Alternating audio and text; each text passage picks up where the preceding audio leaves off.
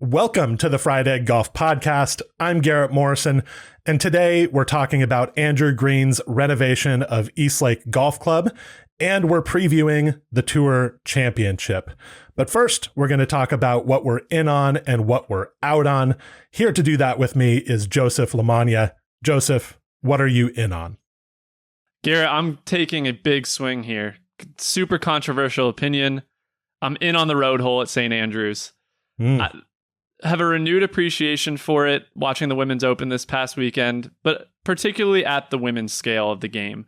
And when you have to hit a long iron or a wood in, that hole is just so much more demanding, both off the tee and on the approach, versus like in 2022 at the Men's Open Championship, when guys have a short iron in or like a 7 iron in, that hole, it's still compelling, but it doesn't have the teeth that it does for the women. Watching Lydia Ko under the gun with the tournament on the line, worst of the conditions, blustery, rainy, pull out lumber and hit that shot to, 18, 20 feet to help her she ends up birdieing the 18th hole, wins by 2, but really 1 by 1 if Lilia Vu doesn't miss that short putt at the end. The 17th hole is just awesome. It comes at a great point in the round. Now it's built these iconic moments. Even the past couple editions of majors at that course, Cam Smith putting around the bunker, the shot that Stacey Lewis detailed on the pod last week. It's an exceptional hole, especially for the women, so couldn't be more in on the 17th. It's still a great hole for the men, but you're right that it's different for the women. And, part of what has always made that hole exciting is that the green complex really doesn't fit the scale of the shot that most players are hitting into it. That's a good point. And what has made the hole a bit more average recently for the men is that the clubs that they're hitting into that green are now kind of fitting the proportions of the green. And so it just feels a bit more normal, more ordinary. For the women, though, Lydia Ko hitting a punch 3-wood into that green, that's an extraordinarily difficult shot into that green with so much trouble around it and such a small area where you can be successful. And that's why that shot was so fun to watch. And so, yeah, totally agree with that. Road hole, wonderful. Seeing it played as it should be played, also wonderful. Let me talk about what I'm in on. And this is a bit out of left field. I didn't plan to talk about this until about 5 minutes before the podcast. But I am in on the now abandoned plan to build a golf complex in Jonathan Dickinson State Park in Florida. Now, I am not in on the plan itself, on this idea to take this kind of pristine state park and turn it into a golf course. There are some places where golf courses shouldn't be.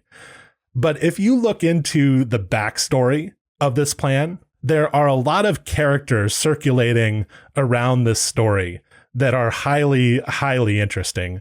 And so I would just recommend that people go to a reputable Florida publication, newspaper or magazine, and read up on the Jonathan Dickinson State Park golf scheme. It has made for some absolutely engaging reading this morning for me.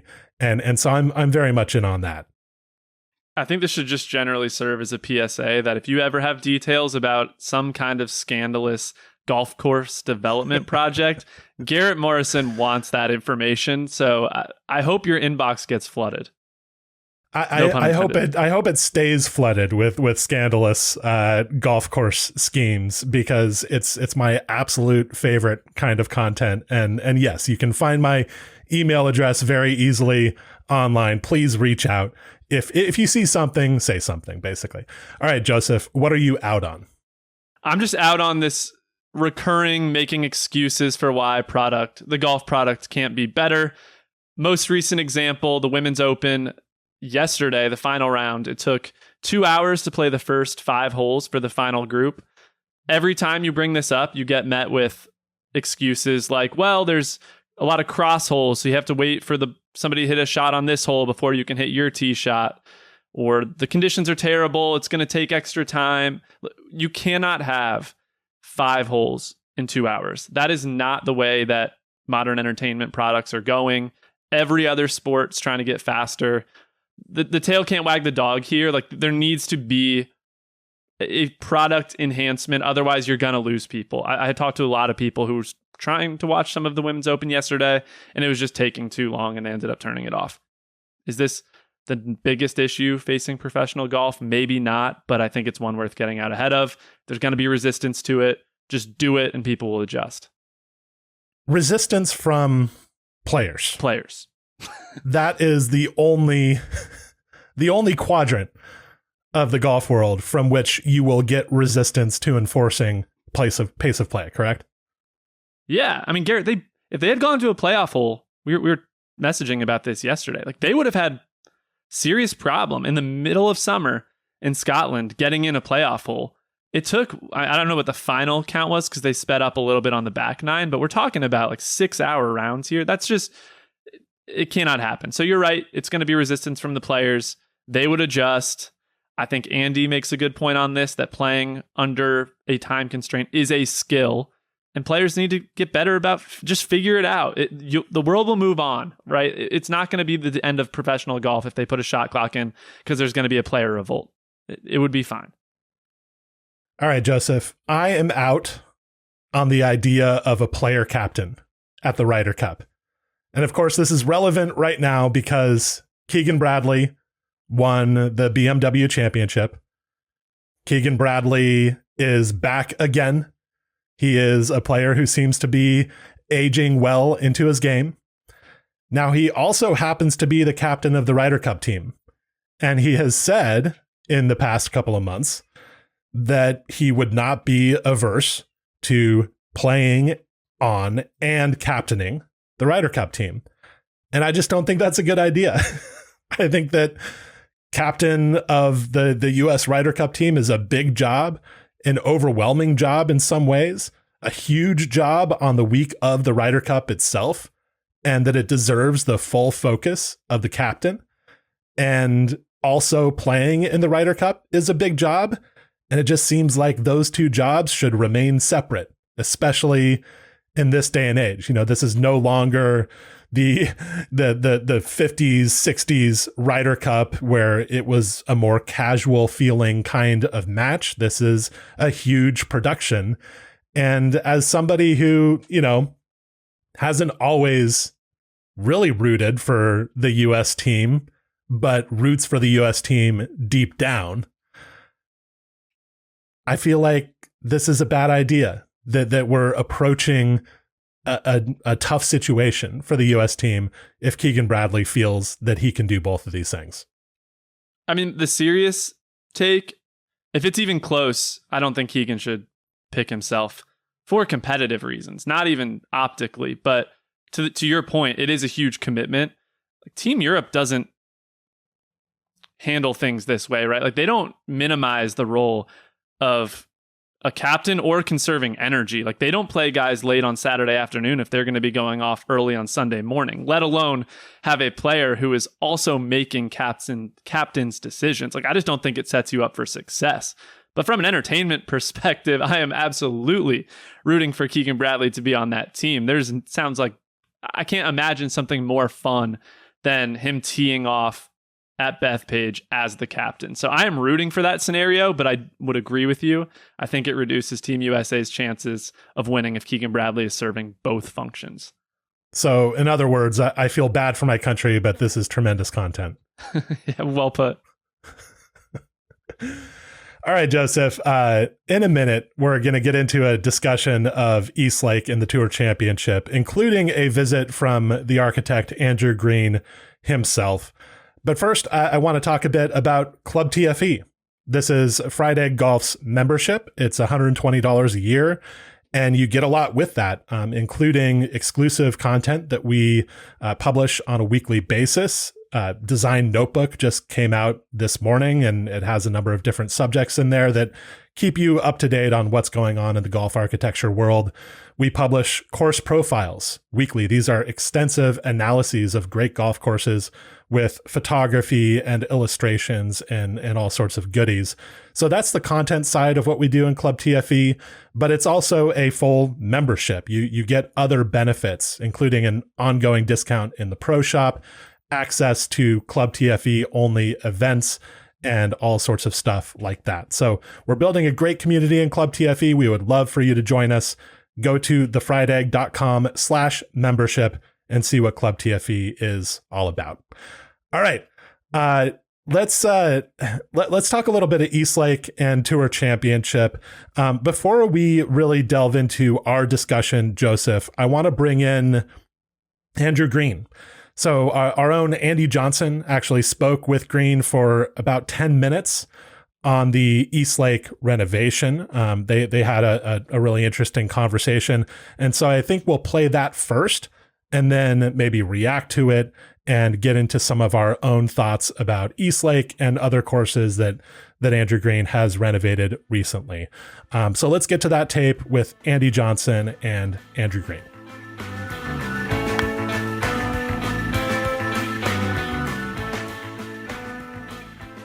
What's it like doing a renovation in a year?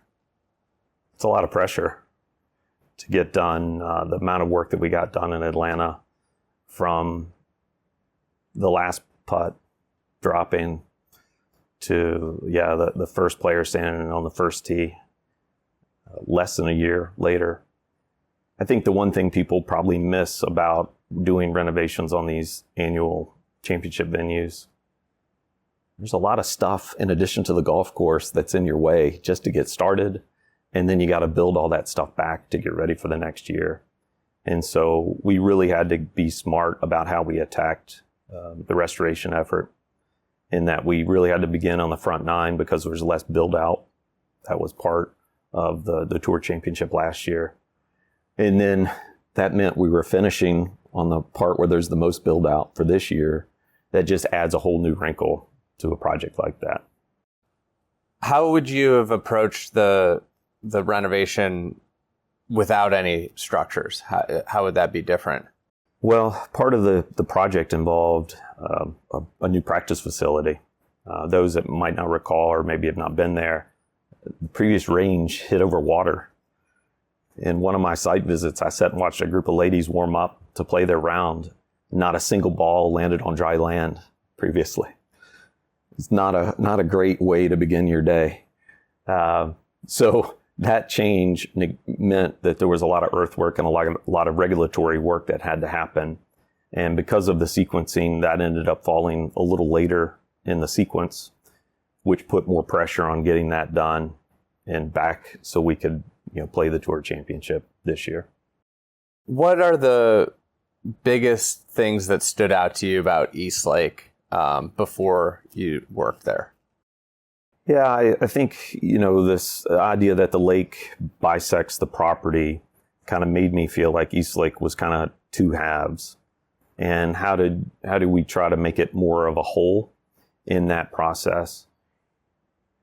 While I was a little concerned looking at kind of a little bit of the repetition of some of the holes, especially on the front nine, it did start to become pretty interesting on the way the routing worked, where number 8 played across the other golf holes on the front nine, 13 and 15 played across the routing, and 17 on the other side.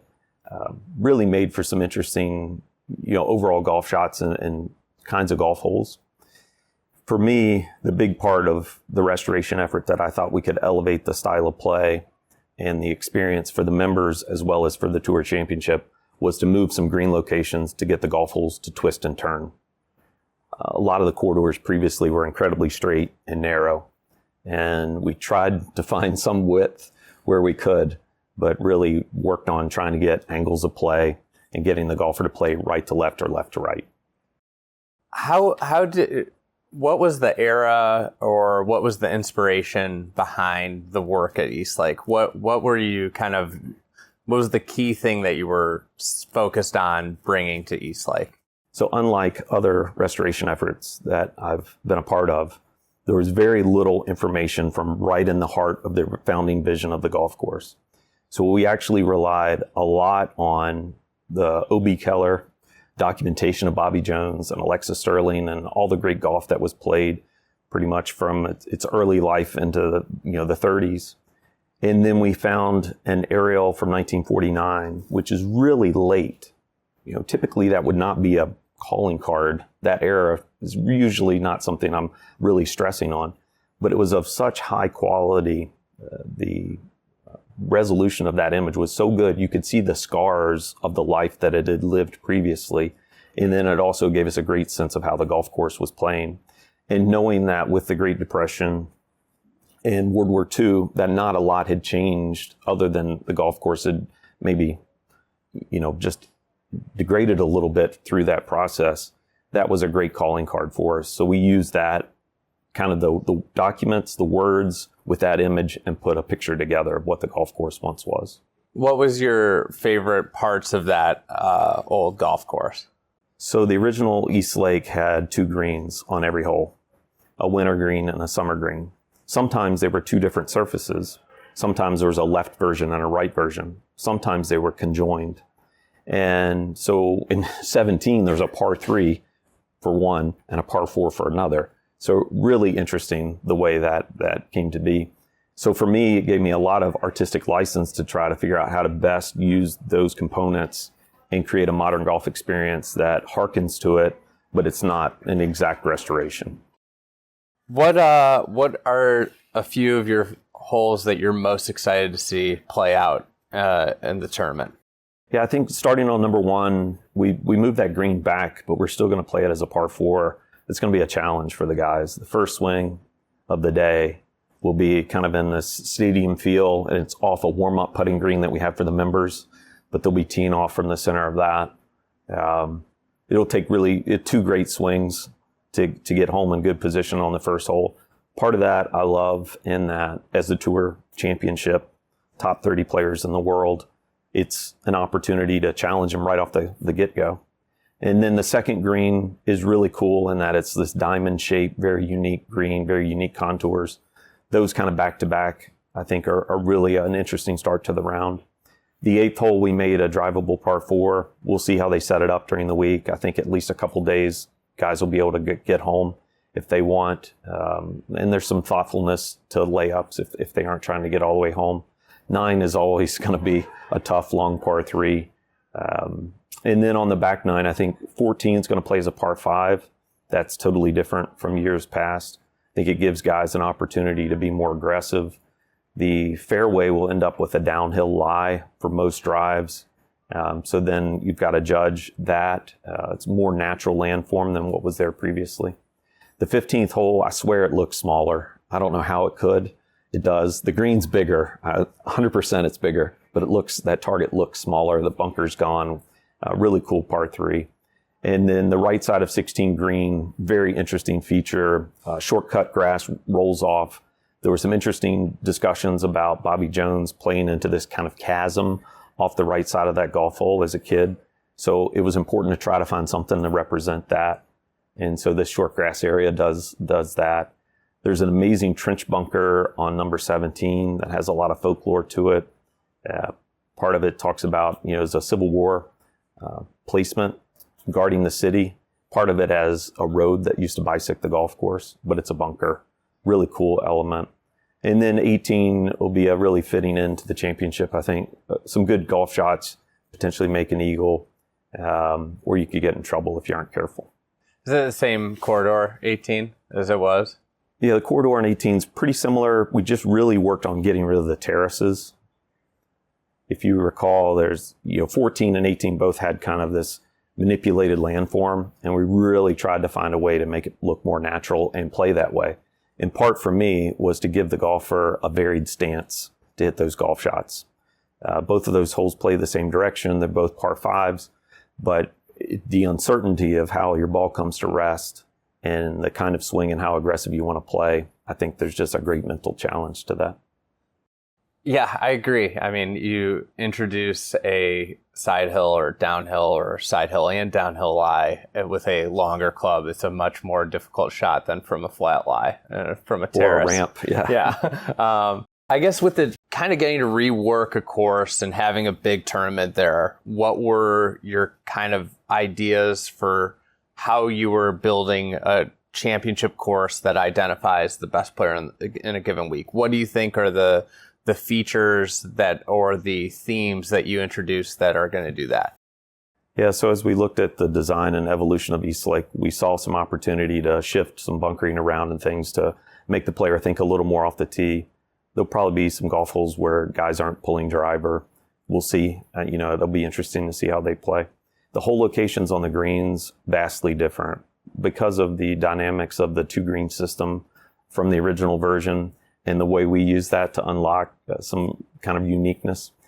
Allows for hole locations that are incredibly varied. And if you miss a green one side or the other, some longer putts over more interesting interior contour than was there previously. If you short side yourself, getting up and down can be pretty demanding.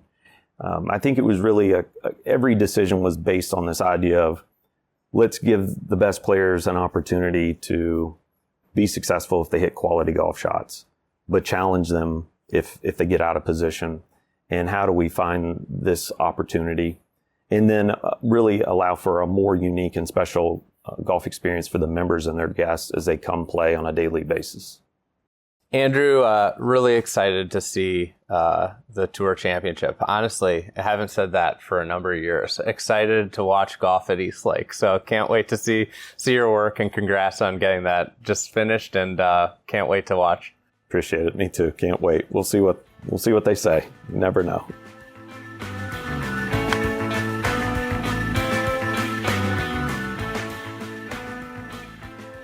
Okay, Joseph, we are back. So just right off the bat, impressions about East Lake, specifically what it used to be, the course that it used to be for the Tour Championship, and what it has now turned into from what you've seen so far. What do you think are going to be some of the biggest and most remarkable differences? What do you think are going to be the things that really affect play as it unfolds in the Tour Championship? The green complexes are a lot different now, and there are way more pin locations. I think this is a pretty big change, right? I mean, this is not a small scale renovation. To do it all in 1 year, like quite a bit is different. There are some holes that are notably different, as a lot of them are, but Andrew Green called out in this interview that the 8th hole now may play as drivable, which I think will be fun. And given how few golfers play in this tournament, there's only 30, like pace of play is not as big of a concern. So having drivable holes adds excitement. I'm excited to see that hole play as drivable at least a day. I would imagine they have it set up as drivable at least a day. The 15th, famous par 3 that used to have a bunker that a lot of golfers kind of bailed out towards that bunker left of the green. That bunker's gone now.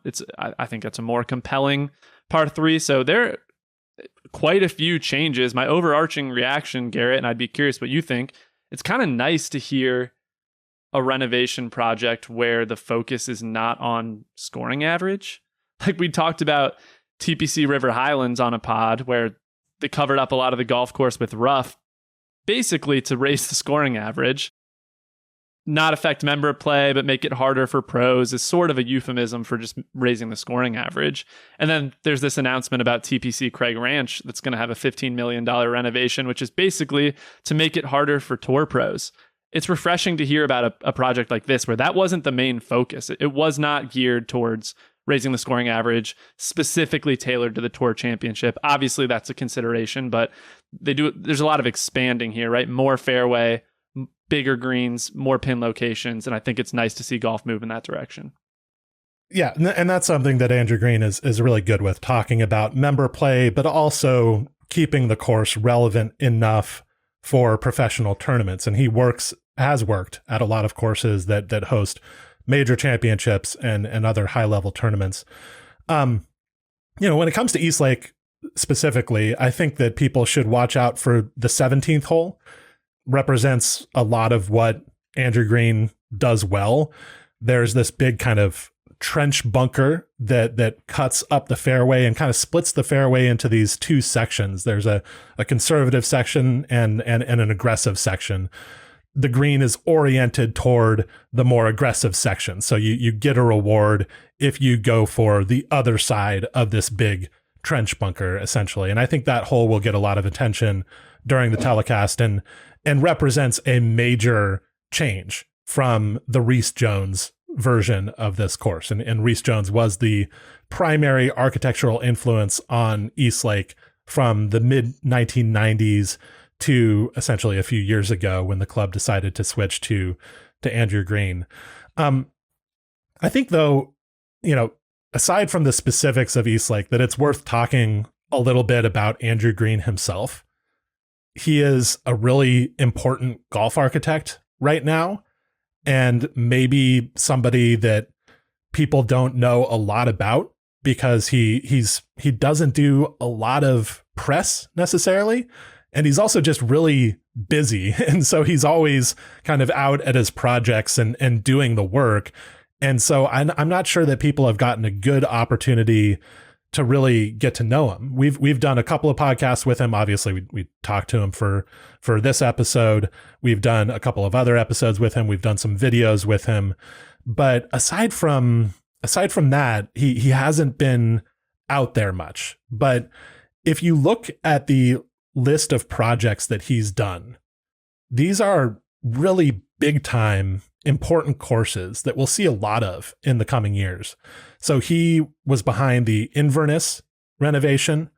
He was behind the renovation of the East Course at Oak Hill, which recently hosted the PGA Championship.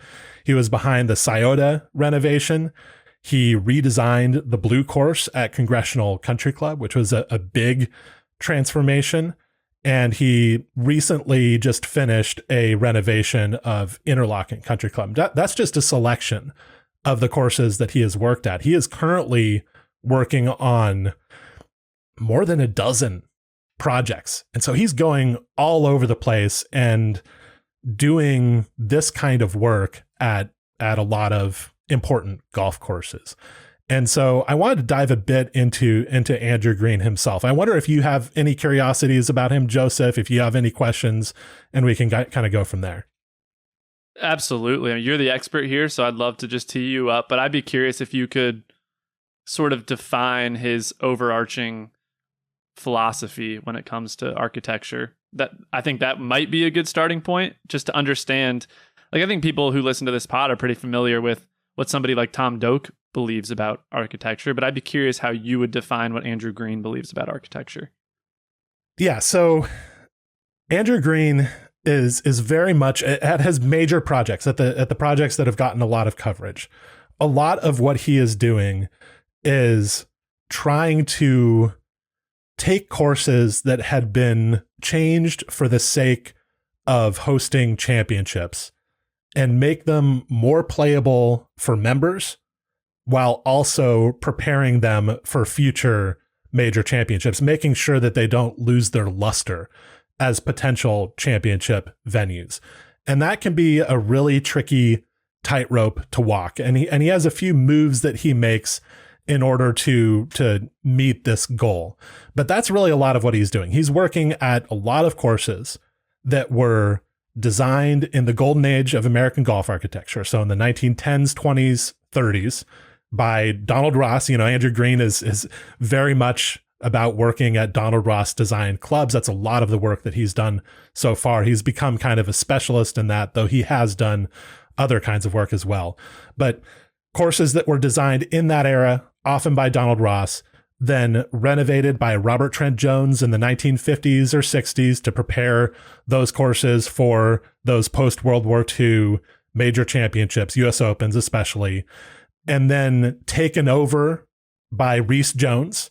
Rhys Jones often would come in at those courses and kind of take the reins from his father, Robert Trent Jones, and make further changes that were intended to keep the courses relevant for hosting tournaments. And then finally, Andrew Green comes in, and a big part of what he's doing is trying to, yes, modernize those courses agronomically, make sure they are ready to continue being venues for modern major championships, but also try to make them more fun to play for members. So a few of the common moves that he makes at a lot of his courses is that he likes to push out the mowing lines on greens to the edges of the green pads. So he's often expanding greens, but he's not necessarily making them easier, because he's opening up new pin positions that can be used during tournaments more toward the edges of the green pad. So closer to bunkers, closer to hazards. In expanding the greens, he is allowing for the possibility that there could be some really dangerous pins. So he does that at a lot of the courses that he works on. He believes in penal fairway bunkers. And so if you're in a fairway bunker at a classic course that Andrew Green has renovated, often you're not going to be able to reach the green from the bunker. You know, certainly PGA Tour pros can do a lot of things that we don't expect, but Green tries to build fairway bunkers that exact a pretty stern penalty. He likes a certain style of bunker shaping at especially the Donald Ross courses that he renovates. You'll notice this at Eastlake. And if you compare the Eastlake bunkers to, say, the bunkers that Andrew Green renovated at Inverness or the ones that he did at Oak Hill, then you'll see some similarities. They have kind of these angular, knobby edges to them. He is fine with a lot of irrigated rough. You'll see quite a bit of green irrigated rough at these courses that Andrew Green has renovated. He has fairways of varying sizes. I would say at some courses he widens fairways. At others, the fairways remain fairly narrow. The fairways at Inverness are pretty narrow. The ones at Oak Hill are not super wide. So he's not somebody who goes in and just widens fairways at every single course, though he does that at some courses. And then finally, the thing that people might notice the most at a course like Eastlake or at Oak Hill or Inverness is the extent of tree removal that Andrew Green does.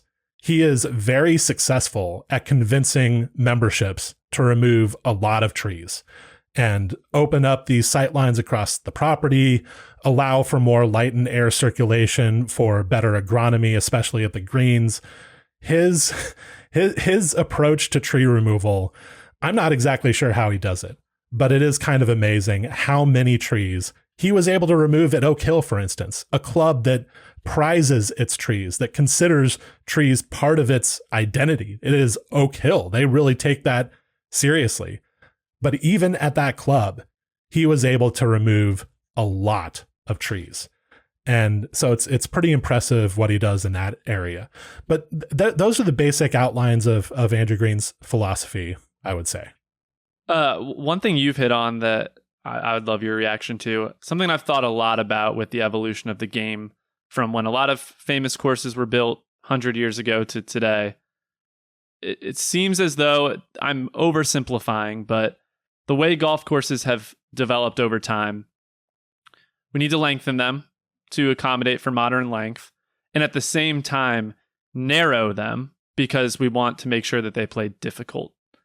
But I think the issue with that is that the longer the ball travels, the more the dispersion patterns are actually wider. So if you wanted them to play the same way as they played back when they were designed, at the same time you move the tees back and players are hitting it farther, you'd also want to widen the fairways or push hazards out so that it plays similarly versus just covering up those corridors with rough. And so I'm curious, I'd love to see golf.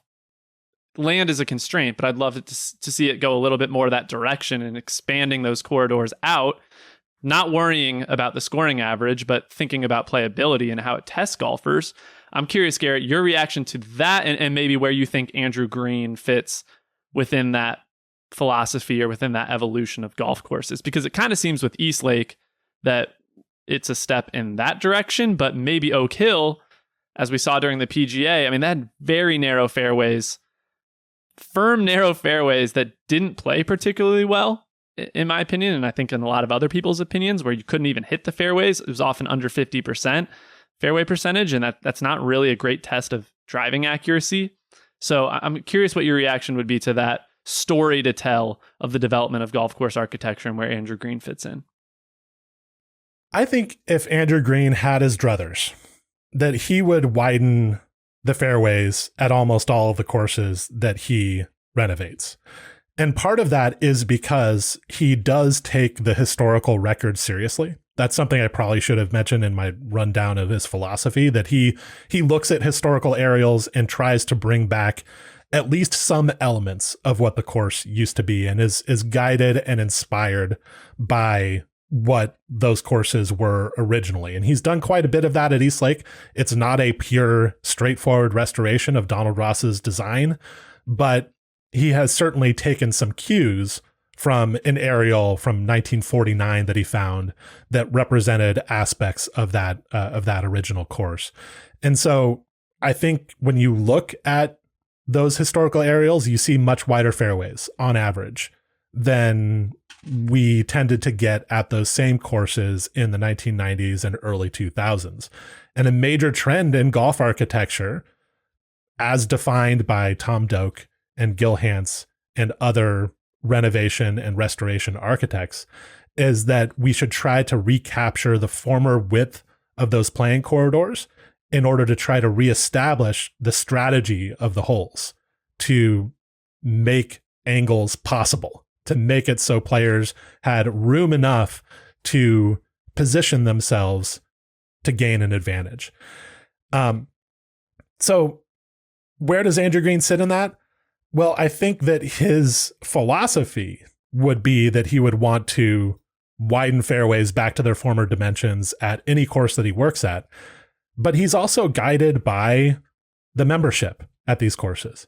I don't think at Oak Hill and at Inverness, to an extent, they were interested in super wide fairways. I think they believed that those narrow fairways guarded by long rough were part of what made them viable major championship venues.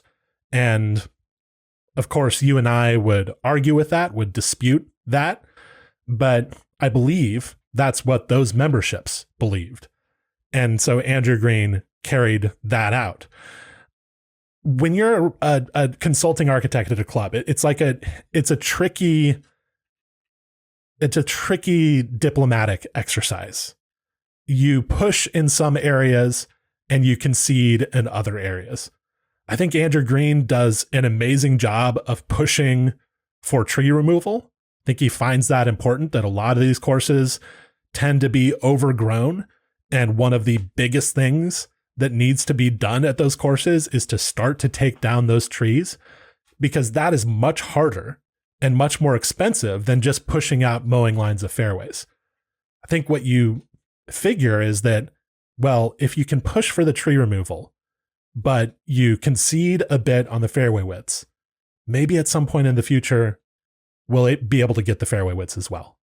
I'm not sure if that's what's in Andrew Green's mind, but that would make sense to me as an approach when you're dealing with a membership that might be a little bit suspicious of what you're doing.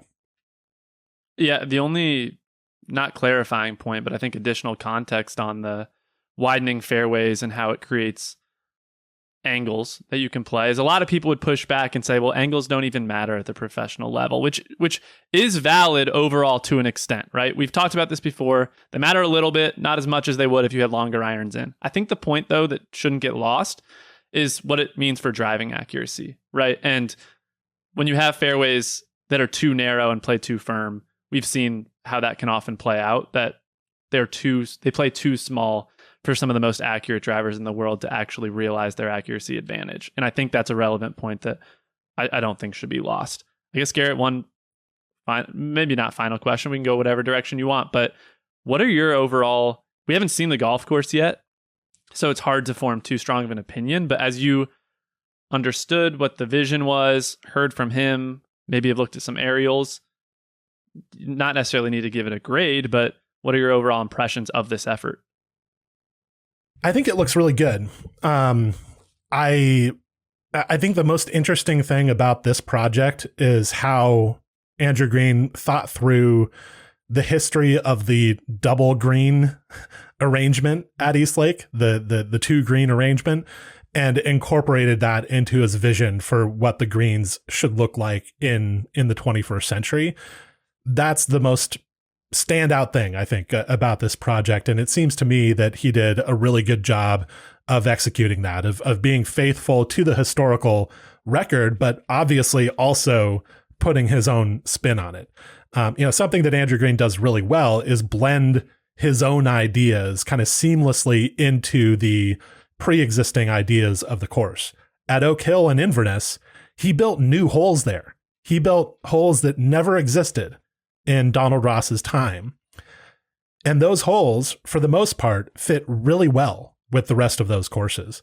And so I think Green deserves some praise for how well he's able to make everything match. Things don't feel like a hodgepodge. And the greens at Eastlake look to me like they seem historical. They seem like Donald Ross greens. But of course, they're Andrew Green creations because for most of its history, Eastlake had that kind of 2-green system. The one thing that I think might bubble up this week in people's reactions to Eastlake is the question of whether Andrew Green needs to start varying his approach.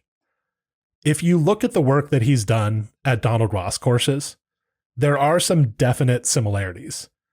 And I think those similarities come through more in photos than they do on the ground. Once you get on the ground at these courses, they are distinct from each other. Eastlake does not feel like Inverness. Inverness does not feel like Oak Hill. These courses have unique things about them that you discover when you play them, when you actually walk them. When you take photographs of them, a lot of what you'll see is that bunker style, which is fairly similar from Inverness to Oak Hill to Eastlake, and the green design style, the way those edges are pushed out, and the way they kind of have this more squared off shape. It's not really squared off, but I think people will know what I mean when they see them. So there are definitely some aesthetic similarities across the courses that Andrew Green has done these big projects at. And so there's going to be a question as to whether he's homogenizing these courses and whether it's time for him to start changing his approach. I think there'll be a couple of things that get in the way of that.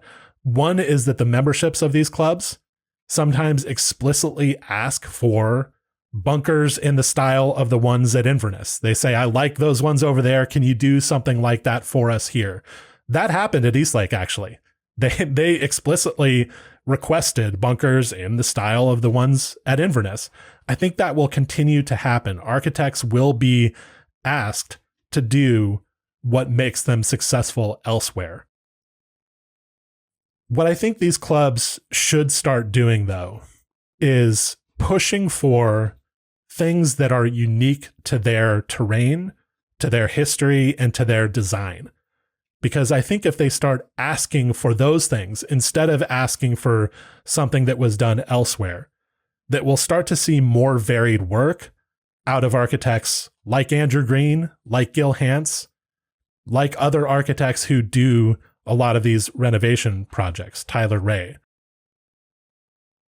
If clubs start to do that and start to focus more on what makes them unique, I think that they'll get different work out of these architects. So I hope that starts happening going forward.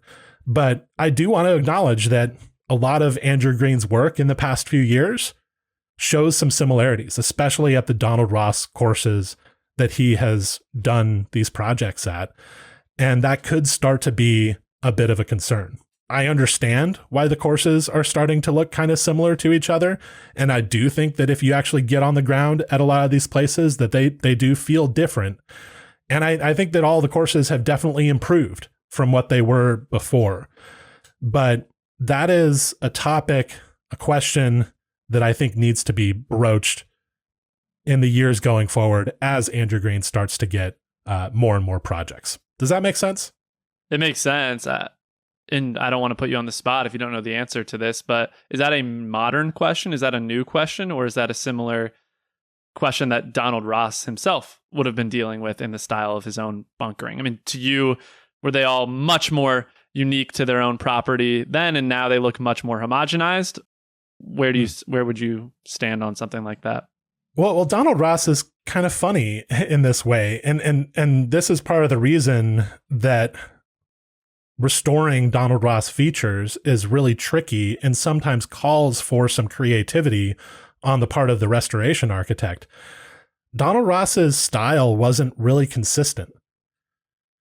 He wasn't like Alistair Mackenzie, or even Harry Colt or Perry Maxwell, where there was a definite aesthetic signature.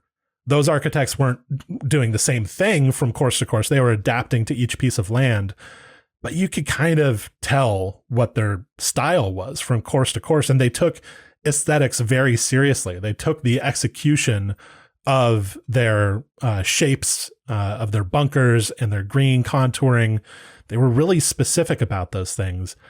Donald Ross wasn't always like that, in part because he didn't always spend a lot of time on site at his courses. He was building a lot of different courses, and so some of his projects received more of his attention than others.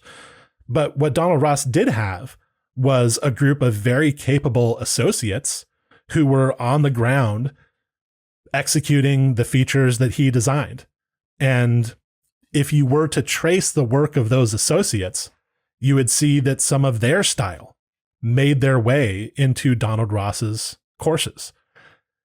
And so that's something that happened with Donald Ross. But you could argue that certain projects didn't really represent a great Donald Ross style. And so you might as well try to do something a little bit more interesting with it. There would be different approaches, basically, to restoring Donald Ross. You could say, let me look at this historical photo and try to replicate that as closely as I possibly can at this specific course, no matter who built it, no matter which associate of Donald Ross was most responsible for this feature. I'm going to try to restore that because that's what was on the ground. Or you can take the approach of Donald Ross did something more interesting and better at this other course. And so I'm going to import that idea into this course and see what comes of it, because this might represent more what Ross would have done if he had taken more responsibility for this specific project. So there are a lot of different approaches that you can take with Ross restorations. It's not always strict. There's not one formula that works for every Donald Ross project. And so architects kind of have to come up with their own way of doing things. I will say that Andrew Green has worked at a lot of Parkland Donald Ross courses. That's most of the work that he has done. And it seems like Andrew Green has an idea of what the Parkland Donald Ross style is. If he were to work at a North Carolina Sandhills Donald Ross course, I very much doubt that Andrew Green would do something like he did at Eastlake or Inverness. I am sure that he would try to adapt his style of restoration to what those courses were. But he just hasn't worked there as much. That's been Kyle Franz and Corin Crenshaw doing most of that work in the Sandhills. So Donald Ross is a complex subject and very fun to discuss, but certainly we've seen a number of different approaches work with Ross. There's not one way to do it that is the best. All right, Joseph, let's get into some player storylines going into the Tour Championship. Moving on from the golf course itself, let's talk about a couple of players who might be interesting going into the Net Championship that wraps up the PGA Tour season. Who's your first player that you're looking out for? Yeah, I mean, I think one of the biggest storylines is, are people excited about this tournament or not? It feels like a really important storyline of the success of what the PGA Tour has done recently. So that's an overarching storyline. In terms of players, specific stories, to me, what feels like the biggest story is Scottie Scheffler, Xander Schauffele. That duel that's happened all year where they're pretty clearly the two best golfers in the world in 2024. And Scottie's played terribly at Eastlake relative to his expectations. Xander, on the other hand, has been much, much better at Eastlake than Scottie Scheffler. Scottie's played this event every year since 2020.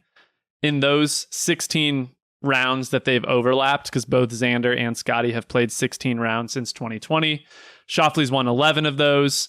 He beat Scottie by 18 last year alone. Like, he's just been way better on this golf course, which opens up a lot of questions, right? When you have the season-ending championship at the same course every year and it's an Achilles heel for one player, like, what does that mean? How does that impact the historical record in hosting what's golf's Super Bowl, as it's been referred to, being sarcastic there. But it's hosted at the same place every year. And I think it being an Achilles heel for Scottie Scheffler is a very interesting story. He just hasn't played very well there. So he starts with a lead, but whether or not he can actually keep that lead, we'll see. It's not been a course he's done well. Well, is that going to be different now that the course is different? Maybe. I don't think it's... I'm sure that will be the narrative either way, right? Like now Scotty's better on it. Now Scotty's worse on it. But overall, Xander is worse on it. Right. Has the Andrew Green taken away Xander's superpower or edge at East Lake? I think the putting will maybe be the biggest part of that because a lot of the greens are much different, and Scotty's lost strokes putting every single time he's played at East Lake. Scottie Scheffler's not a great putter, so it's not shocking to see him lose strokes putting 4 times or in 4 years at a particular golf course. But I think that's one thing to keep in mind is, can he get by a little bit more? But overall, like when we're talking about this renovation, I expect a lot of the same golfers to have success here. Like Rory's always done well here. Xander Schauffele's always done well here. I don't think you're going to see a drastic change. This golf course is pretty different from a layout perspective, but overall, in terms of what skills it tests, I think it's going to be pretty similar. Okay. Another player storyline. What are you looking for? Yeah, I think this kind of more or less a 2-part story, but Hideki Matsuyama's resurgence this year is notable. And I mean, he won a medal at the Olympics, but he won at Riviera this year, and then he won the first playoff event. He starts in 3rd in the net championship. He's 3 back of Scotty. But I think what's notable about Hideki is he withdrew last week with a back injury, and his health has been a factor over the past few years. The overarching question I have is, are we just going to start seeing more injuries in golf? And what does that mean? It's not necessarily a Tour Championship specific storyline, but there have been a lot of injuries in golf this year. They're not publicly reported always. Golf doesn't have an injury report that goes out every week, but like Matt Fitzpatrick's dealt with a thumb injury. Sahith Theegala has had an injury. Christian Bezuidenhout, who's done some speed training this year, he's been injured at periods this year. Hideki's been dealing with injuries. I think something to consider as ball speeds continue to increase on the PGA Tour is, what does that mean for injuries? Hideki Matsuyama is a good use case. Even Scotty's dealt with some injuries this year. Attributing those all to speed chases is probably not accurate, but I think that's something to monitor, and maybe golf needs to consider getting out ahead of that a little bit. There might be some ways that you could incentivize golfers to not go at it full speed with every swing. I don't know the answer to that, but I would be curious if you shrunk driver heads and made them less forgiving. Would players prioritize finding the center of the face a little bit and not swing as hard? I actually don't know the answer to that, but I think it's something worth looking into. Yeah, that's the first thing that comes to mind for me. I'm not sure what else would do it. I don't think you can do anything with a golf course necessarily that would incentivize players to not swing hard. They're going to go for it pretty much everywhere. You could have every PGA Tour event at a course like Harbour Town, I suppose, but that would get a little bit repetitive. And it's a difficult issue, and I think it is something that they should take seriously. But considering the lack of movement on stuff like pace of play, it just doesn't seem like maybe the tours of the world are sort of prepared to take on an issue that complex. But it does seem like careers are getting shorter. Players are spending more time injured. There could be a number of causes for that, but it would be reasonable to assume that players swinging out of their shoes way more, contorting themselves way more, is a contributing factor to that trend. And I think the fundamental question there, Garrett, is do you find the center of the club face at study the relationship between swing speed and finding the center of the club face? Because if you shrunk the driver heads, but you didn't find the center of the club face at a significantly different rate by swinging hard, they'd still swing hard. That would not solve it. So I think that's what you need to look into to see what controls you could put into place that would actually incentivize golfers to swing less hard. I think that's the question there. All right. Do you have a third and last player storyline? I think a minor one would be President's Cup implications. I don't know how much of people are excited for the President's Cup this year. Could be a little bit lopsided, but there are golfers like Billy Horschel, Akshay Bhatia, who are trying to qualify for the U.S. on the U.S. side, and then other golfers like Taylor Pendrith on the international side who are trying to qualify. So I think that's a storyline to keep in mind, that who ends up getting those captain's picks. If this were going to be a more competitive President's Cup, then I think those storylines would be more compelling. So famous last words that Team USA might blow them out. But right now it does look like the talent is quite lopsided. So that would be a minor storyline. Like somebody like Akshay Bhatia, he's probably going to be on the team. Do you give somebody like Nick Dunlap even a consideration and try to get him some experience? Like I think some of those conversations will get underway. Dunlap's not playing this week, but those other three names I mentioned are. All right. Do you have any wrap-up thoughts on the format of the Tour Championship? Talking about player storylines going in, anybody who's starting at the back of the pack, it's kind of hard to talk about them because they don't really have much of a chance. It's kind of a strange tournament with this staggered start. We're several years into it at this point. I'm not sure it has generated much affection among fans or among players. Where are we at with the Tour Championship format? What do you think needs to change? Do you think there's any hope that it's going to change?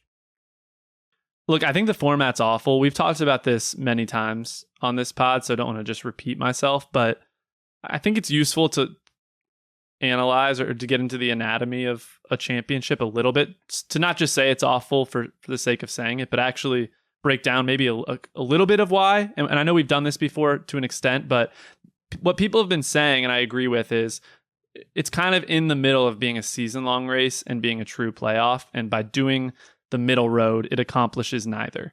I think what's difficult about golf compared to other sports is in other sports, your season-long success gives you an advantage in the playoffs, right? So home court advantage is massive in the NFL and the NBA and all sports. There's not a great equivalent of a home field advantage in professional golf outside of maybe giving them some strokes to start with. So I can understand how we sort of ended up in this position. I think on the point of it's in the middle between a season-long race and a true playoff, Rory McIlroy is a good example where he finished almost dead last in the first playoff event, and he still has a chance to win. He's starting in 6th this week. In a true playoff format, he wouldn't still be playing. So I think those are like some of the symptoms here of a problem, if you want to consider it a problem. And I know I've given this solution before, but that to me is why this lends itself, if you want to do a playoff, it lends itself very well to something like a 12-person match play where 4 of the players get a bye. And that kind of represents the home field advantage, where they're playing less that week and they don't have an opportunity to get knocked out in the first little wave there of the first wave of matches. So I think that kind of solves some of the problems of giving an inherent advantage to the player who's had more success leading up to that point, but you cannot start a championship at different strokes, right? Like you play the Super Bowl on a neutral field 0-0. You don't start at 3-0. So that to me is the clear solution. I would be very open to hearing from other people on what they think the solution would be that satisfies some of those conditions, but I don't think you can ever get to a place where you start with different strokes. And again, another thing I'd call out as a problem is if Scottie Scheffler, or more realistically, Hideki Matsuyama, like if they withdraw with an injury, it looks like they finished 30th this year on the final standings. And that's just not representative of what the playoffs should look like. So I'm retrotting a lot of points there that we've talked about before, but I still think it's been a failure. And those are some of the reasons why. Where do you land, Garrett? Well, I mean, I think that the reason we've gotten here in this in-between space that you're talking about between a true playoff and a season-long championship, the reason we've gotten here is that the PGA Tour or any tour around the world really does not want to do a true playoff because that raises the possibility of one of the most bankable stars being knocked out early on and not being on television, not being available in the late stages of the playoff. that's the nightmare scenario for them. And I think part of this is holdover from the Tiger Woods era when, we really didn't want Tiger under any circumstances not to be on TV on Sunday. That was a big part of the PGA Tour's job during that era, was to make sure that Tiger was there when he was playing the tournament on the final day in some form or fashion. And I think that's part of why the PGA Tour has been so willing to abandon cuts recently, because cuts created a problem for them. It created that possibility that Rory McIlroy or Jordan Spieth wouldn't be on TV on the weekend. And so golf is never going to have, the PGA Tour at least, is never going to have a true playoff. Maybe LIV will, because they've got the team format and that allows them to do a number of things that keep those big players in the mix throughout the tournament. But the PGA Tour, as currently constituted, is just not going to go for an actual playoff. And so I think the emphasis has to go back to the season-long championship. I'm not sure how interested I'll ever be in the PGA Tour season-long championship. Maybe if it were better constructed, I would be more invested in it. But one thing I am pretty invested in is the Tour Championship. Even though this is not that old of an event, as of the late 90s and early 2000s, I found it to be a pretty important and exciting event. And the thing that's really valuable in professional golf is great events. The majors are obviously extraordinarily valuable. The Ryder Cup, even the President's Cup, even the LA Open, formerly known as the LA Open, the tournament at Riviera, Bay Hill, Memorial, those are valuable franchises for the PGA Tour and for golf. The Tour Championship, by all rights, should be that, especially now that they have a much improved venue. So I think the focus should really go back to what's good for the Tour Championship. How can we make the Tour Championship as great as possible? And clearly the answer to that question is not a staggered start. That's not how you make the Tour Championship as great as possible. So I'd like the emphasis to go back there. And for me, what that would mean would be just eliminate the playoffs. I know that that's never going to happen. They have the FedEx money. They're going to have this playoffs thing. They're going to want those 3 events at the end of the season that they call a playoffs and that they can sell to a sponsor. And so this is a naive suggestion, but I would really just like the playoffs to go away and for the Tour Championship to remain. Maybe make the BMW Championship a thing again. Reconnect it to the past of the Western Open and try to make that a great tournament. I think what the PGA Tour should be doing is trying to make tournaments great, trying to create tournaments that feel big. I didn't even mention the Players' Championship before, but the Players' Championship is doing great. It's a great addition of the Players' Championship earlier this year. That tournament is in good condition, is very valuable to the PGA Tour, and the Tour Championship has really struggled in this era of the new FedEx Cup playoffs. And I think that that's a big loss from the PGA Tour's perspective, and that they need to go back to figuring out a good Tour Championship. Does that make sense? It makes sense. If you just abandoned the playoffs and capped everything off with the Tour Championship, you would wind up back in the position where the winner of the Tour Championship is not necessarily the season-long winner, which the Tour has worked pretty desperately to erase with this new format. So maybe you're right, though. Maybe that is better. I'm okay with that. I don't think that's as big of a problem as the Tour seemed to think it was. I mean, that's the case with any season-long championship. The F1 championship sometimes it ends 5 races from the end. Maybe that's not ideal, but I just don't think it's that big of a problem. Yeah, and I think if you want it to be exciting, I know I've said this a million times, but match play is the solution there and play out every spot. Because I think the fallacy of what the Tour has done is say, well, Scotty could win by 10 this week. Right. And that's not exciting either. So they haven't guaranteed themselves excitement with this format either. So I just don't like where it is right now. I don't think it's a disaster. And I'll give the Tour credit I do think it's a disaster, but I'll give the Tour credit for adjusting the point system so that we have a stronger 30 this year. It is a better representation of who's played well this year. So some things have moved in the right direction. I just think they need to get this final piece right in creating a Tour Championship that people actually want to watch. it'll have some excitement this year with Scotty and Xander going back and forth a little bit, and if anybody else gets in the mix. But I kind of want Scotty to win by 12 and just expose some of the flaws in the thinking with this tournament. All right, Joseph, let's get to our final segment, recommendations. What are you recommending this week? We've been talking about Donald Ross, so I'm going to recommend a golf course / trip. I will recommend Bass River Golf Course in Yarmouth, Massachusetts, in Cape Cod. Was in that area this past weekend, and it's just a delightful place to be at the end of the summer.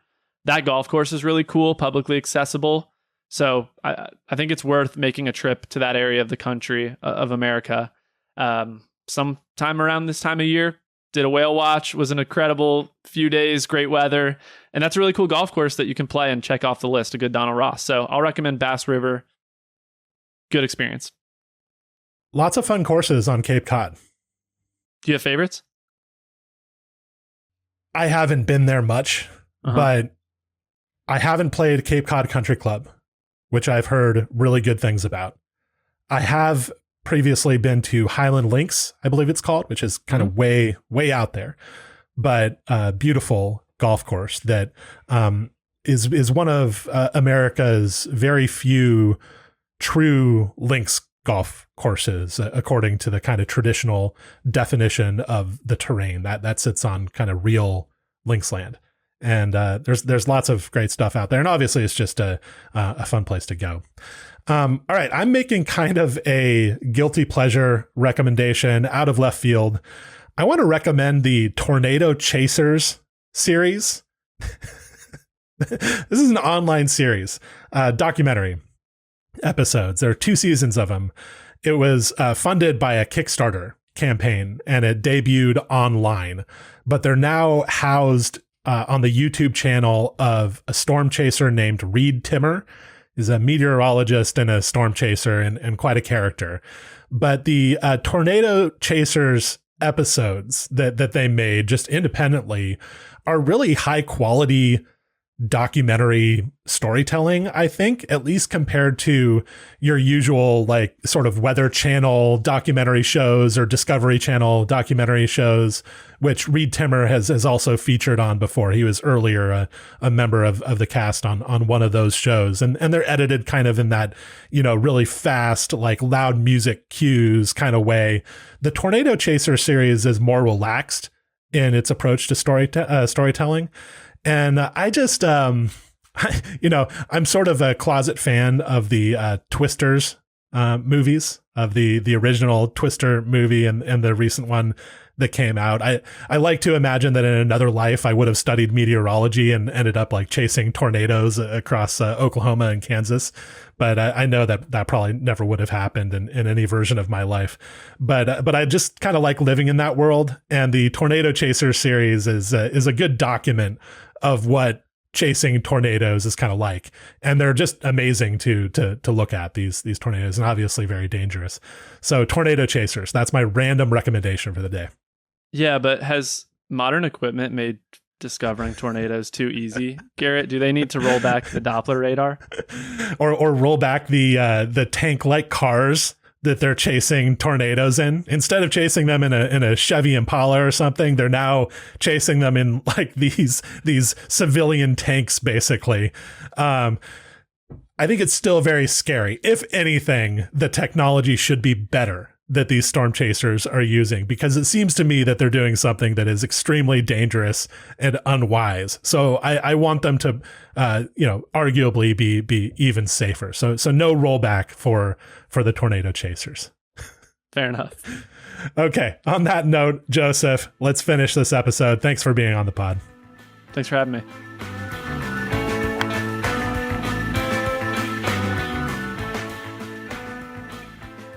This episode of the Fried Egg Golf Podcast was produced by PJ Clark.